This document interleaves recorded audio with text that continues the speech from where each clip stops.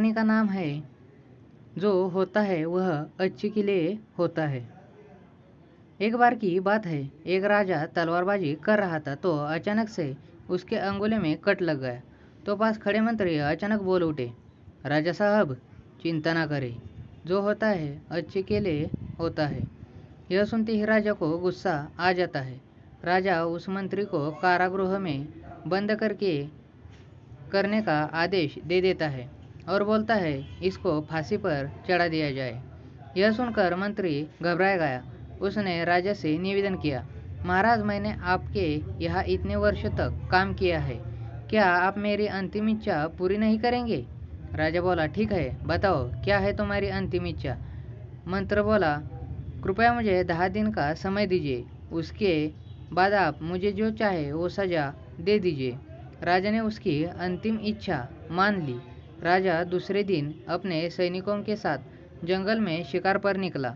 जंगल के beach में राजा अपने सैनिकों से बिछड़ गए और रास्ता भटक गए। रास्ता ढूंढते हुए राजा वनवासियों के बीच पहुंच गए, जो बलि देने के लिए किसी को ढूंढ रहे थे। वनवासियों ने राजा को पकड़ लिया और वन की देवी को बलि देने के लिए ले गए। बलि देने की सारी तैयारी पूरी हो गई।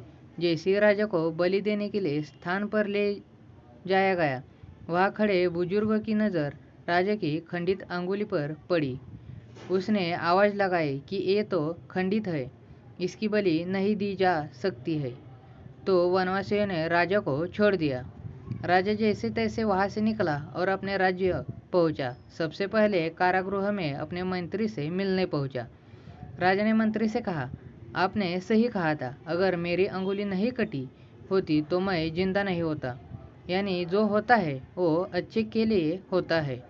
राजा ने फिर पूछा, मेरा तो फायदा हुआ, लेकिन आपका कैसे फायदा हुआ? मैंने तो आपको सजा दी। मंत्री बोला, मैं आपके साथ शिकार पर हमेशा रहता हूँ। उस दिन भी रहता, लेकिन मेरे खंडित नहीं होने के कारण मेरी बलि चढ़ी जाती, इसलिए मेरे साथ भी जो हुआ अच्छा हुआ। राजा प्रसन्न हुआ, लेकिन छोटी सी बात पर मंत्री को सजा देने का दुख भी हुआ। इसलिए राजा ने मंत्री को कारागृह से निकलकर फिर से अपने साथ रख लिया। शिक्षा। दोस्तों, अपने जीवन में भी बहुत से चढ़ उतार आते रहते हैं। कभी कभी कुछ चीज़ें मन मुताबिक नहीं होती है। इस कारण से कभी निराश नहीं होना चाहिए। हमेशा याद रखें, जो होता है अच्छे के लिए होता है।